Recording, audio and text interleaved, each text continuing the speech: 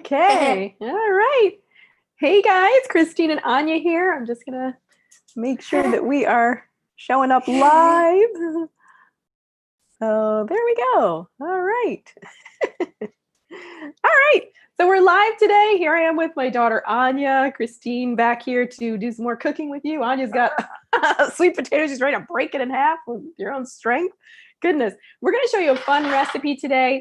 It is a something that you can use in place of mashed potatoes, right? So I'm going to let you do a little peeling, but now just watch your hands with kids. You always want to be, safety conscious. So Anya's just going to, you want to peel away from you, not toward your hand. Okay. All right, great. So she's peeling a couple of Hannah sweet potatoes. I don't know if you've tried these sweet potatoes, but compared to regular sweet potatoes, I just find that they're almost more like a regular white potato. So they're a really nice option, especially if someone's doing a nightshade-free, potato-free diet.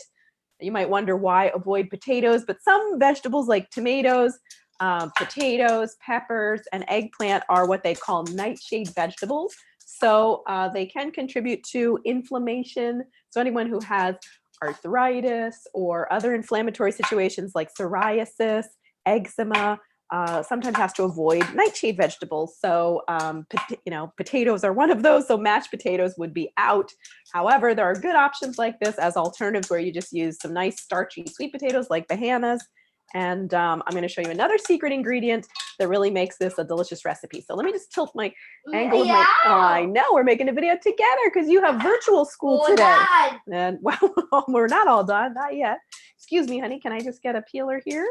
So it's really great to have kids help you in the kitchen. Of course, well, I know, but let me just turn this around. So you're doing a really good job peeling. Let's get the other side now. Now you're going to hold this end. Here, hold it here. Nope. Let's do a little hand over hand. You're going to hold this and peel away from you. We should do a kids cooking class, guys, right? That would be kind of fun to do with all the kids that are being homeschooled right now. We should do something like that where we do like a little cook along. So we're just peeling our sweet potatoes and we're going to put these in a pot and we're going to add a little secret ingredient that makes them a little creamy without adding any milk. Because you could literally just cook the sweet potatoes and at the end, just like you would cook regular mashed potatoes, you would just add some milk and you could add your own non-dairy butter or whatever butter you like, or olive oil or something like that, or you could even add tahini if you want, or you could just skip the fat altogether if you want. But we're going to show you a different way to make it nice and creamy and rich that has like a little special ingredient. So all right, so Anya's got that peeled nicely. Now I'm going to let you do some cutting, okay? So and I'll finish peeling. And all these peels are going to go into our compost pile. We love to compost. Now this, you have to do a lot of sawing. And you have to be a little careful, even though this is not a sharp knife. It's just serrated plastic. But here, you hold it. And you're just going to saw. Here, you hold it, and I'll just do hand over hand. You got to saw that, because this is a little harder. Usually kids' knives are good for sawing through, like, apples and celery and things like that, but this is a hard vegetable. Maybe this is too tricky, honey. You know what? Mommy's gonna cut these. I have another job for you. So I'm gonna do the peeling and the cutting, taking all our jobs away here. But you did a great job. You did a lot of peeling, and now we're gonna let you drain the millet. That's the secret ingredient. The secret's out. We've got millet. So millet is this grain. It's a small little yellow grain. It's used a lot in Africa. I think it might originally come from Africa, but any of you who know that for sure can correct me there if I'm wrong, but I'm pretty sure it hails from Africa. But anyway, this is a small little yellow grain, and we are going to drain it. I've soaked it for just like an hour. You actually don't, you can soak it overnight, and I do often soak it overnight, but this morning I got a little crunch for time. So here, honey, you dump that in and drain it. So I just soaked it for a little bit, but even if you just soak it for like an hour, it helps with digestibility and making it softer in the dish. So there we go. Oops, don't dump it. We're not going to dump it. We're just going to leave it there, actually. So let's just put it aside. Now I still have to get all my potatoes ready, so I'm going to keep peeling these. Let's get this out of the way, our little pot. So yeah, now what else could you use? Let me show you another. You want to do more peeling? All right, yeah, you finished peeling. You were doing a good job. Just be careful. Don't get it near your finger. All right. So what other vegetables could you use besides Hannah sweet potatoes to make a nice mashed potato substitute? you can actually mash squash. You could do yams. You could do cauliflower, for example. You could do even like chopped white or yellow onions in with the millet is going to taste mashed potato-y to an extent, but you really want more of the starchy vegetables. And let me show you one more that you might not be familiar with. It's going to look like it's from outer space, probably, if you haven't seen this vegetable before. It's a fun one. All right, this is like pop trivia time. Can anyone tell me what vegetable this is? If you guess celery root, you're right. It's celery root. So this is one that we're going to add as well, because this adds a nice flavor. It adds a slightly kind of celery type flavor. It's got a little, almost like a little bitter flavor, but it's really nice. It's also very sweet when you cook it. So there's just a lot of peel on the outside. There's a lot of this like kind of rough stuff that you want to peel off. This does have a dark spot in the center, so I don't know how much I'm going to get from this. This might have gone a little off. But anyway, we'll just put this aside and let's do our best. Let's see what we can get from this. Let me get all my peels out of the way. This all goes into the compost pile. We have this huge container that we're saving with all of our compost. I even we use these biodegradable, like unbleached paper plates. I put those in there. Got all our veggie scraps ready to go out into the trash. Because as one of our speakers pointed out on the Healthy Meal Prep Summit, our speaker was Talario Watkins II. He's a very young and ambitious entrepreneur. He's only 12 and he runs his own mushroom farm. And he shared with us that when we put food scraps and cooked food and things like that into, the garbage, it actually creates greenhouse gases. So, it's just more incentive to try to compost where we can. Compost, that's right. You like to help me dump the compost. Looks like a lot of this might be going to the compost. One of those vegetables that just, I guess that happens, because I just bought it the other day, so it really shouldn't have been bad, but all right, is what it is. So we're gonna not use that, and we're just gonna go with our sweet potatoes. Thank you very much. You did a great job here. All right, so let's chop up these guys. Now the thing with these is that the Hannah sweet potatoes, for some reason, more than other sweet potatoes, they do get brown very quickly. I don't know why. It's almost like a banana, where like, when you peel a banana and it gets brown fast. So we're going to work quickly with these before they start to brown on us. Get all those little spots off. All right. Great job, sweetheart. Taste it? No. Yeah, it's not good raw. It looks like it would be good, but it's not. Yeah, I don't think we can eat raw sweet potato. Nah, you're not going to like that, honey. That's not even good to eat. It's too hard. So yeah, so this is basically 2 sweet potatoes that we're chopping up. I'm going to let you put these. Here, no, that's the scraps. Let's put those down.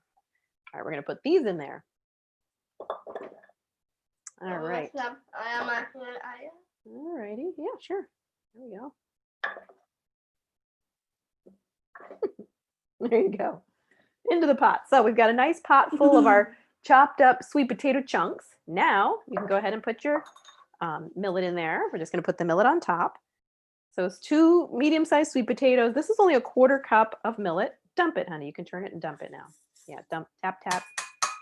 Okay, we got that in there. Now, you're right. We can add a little bit of salt. Now, for those of you who are doing a salt-free diet, you don't have to add salt here. I'm just adding just a little pinch, not much. Then we're going to add some water, but not too much water. Oops, our peel got in there. Not too much water, just enough to almost cover it, but not quite cover it. So that's probably enough. Okay.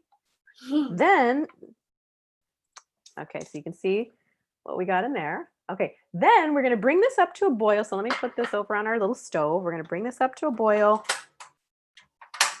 Once it's boiling on medium-high heat, then we're going to turn the heat down, and it's going to simmer for just maybe 20-25 minutes, something like that.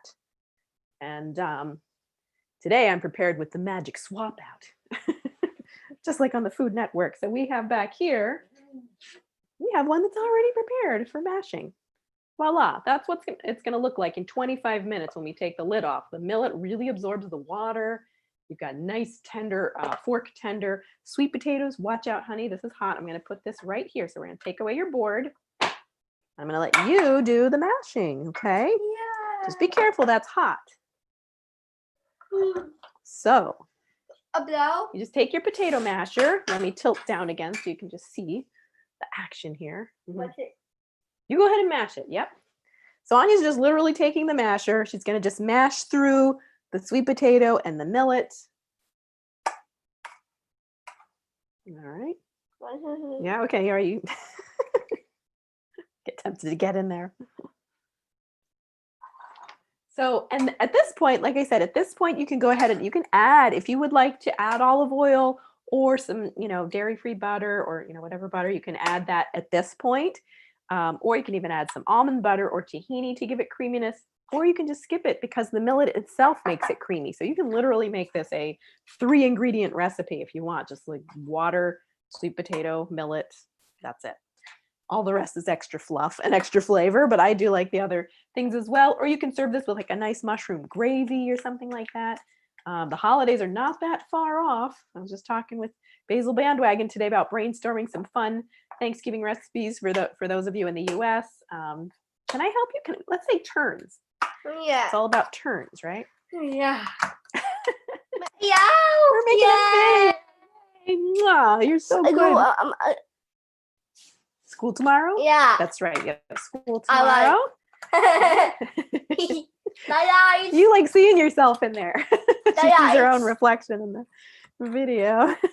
Nice. I know. You want me to do the eyes. She has this little game where she asks me to make these special eyes where I'm closing my eyes like I'm laughing. So I'll humor her right now and do that little eyes. Here we go. You ready? Yeah. It cracks her up every time. Look at her. She's cracking up too. Again. Again. We do this a lot throughout the day. But it is fun. Nice. Oh my goodness. Again. I don't know how she got into calling it die eyes. It's like her little die eye No. game. The secret's out. Funny. Here we go. But you know what we're doing? We're putting good energy into the food. They say that, like, the energy of whatever you're feeling and your mood and everything actually goes into the food when you're cooking. So if we're having fun and laughing, Funny. this is going to be a great. Funny.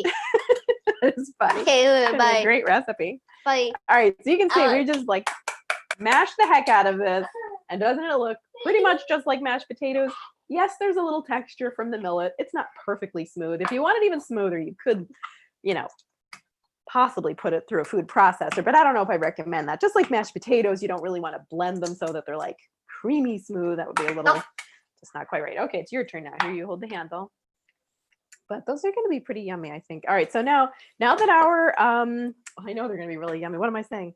I'm distracted here. So now that this is coming to a boil, we're going to put the lid on and then just cook that for like I said, 20-25 minutes until everything's nice and tender. There's our lid.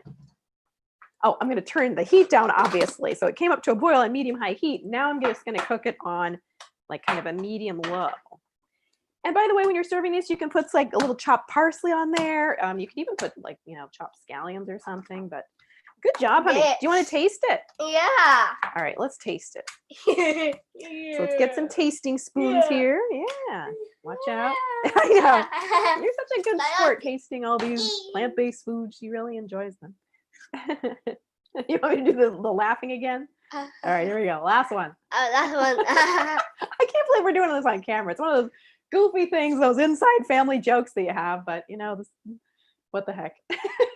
We're just being real here. All right, here, honey. Now you got to blow it a lot. Here's your samplers. We're going to blow it a lot. Cheers. Cheers. Blow, blow, blow. It's very hot.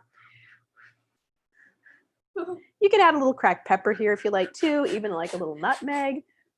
And this is, something you can also enjoy for, I know a lot of the, Jewish holidays are coming up this month, so that could be nice for a lot of gatherings. Although, what am I saying? Maybe millet, the grain, is not allowed. I have to double check my knowledge of the Jewish holidays. Good. No double dipping there. Isn't that good? Now, of course, it's sweeter than regular mashed potatoes. So you do have to allow for that. Like if you do want to serve it with some kind of a gravy or something. Or if you're using cauliflower is going to be more neutral and won't get as sweet. But anyway, I hope you guys enjoyed this recipe. We're going to be popping over on Instagram at 12 o'clock. So we will be over there with another fun recipe or cooking tip. And more laughs. All right, guys, enjoy making your Alright. millet mashed potatoes. Mashed potatoes. Yay!